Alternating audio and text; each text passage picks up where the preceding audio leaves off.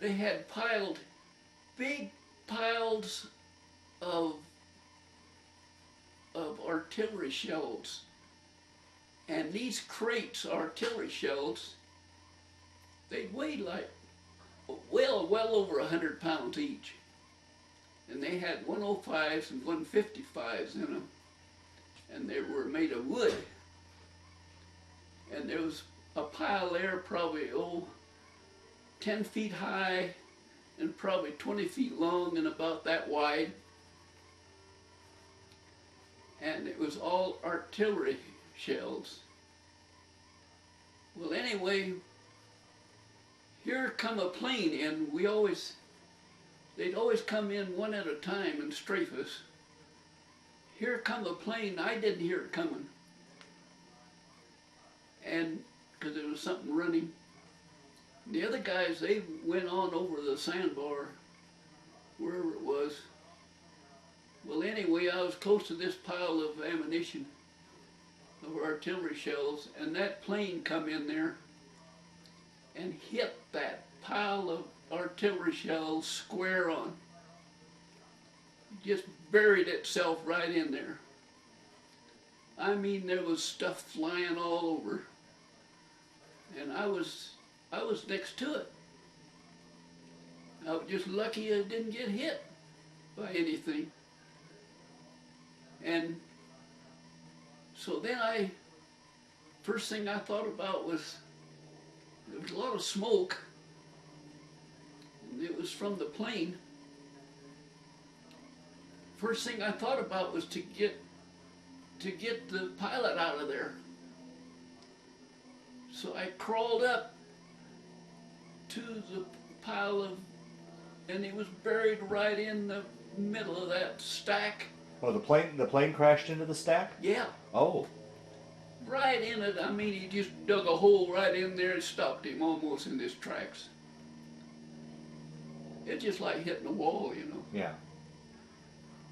And the plane was smoking, and the guys knew I was in there, so they hollered at me to see if I was alive, and I hollered back. And so I crawled up to the fuselage of the plane. It was laying practically flat on the ground. And the pilot, his head was hanging over, and grease was just dripping from his head. And I opened up his shirt, and it just seemed like he was dead. The dog tags were buried in his flesh from where he was burned. I had to scrape off the flesh off of the dog tags to see whether it was an American or, you know. Uh-huh. And I got it cleaned off, and it was Lieutenant Goldberg from Buffalo, New York. It was one of our own.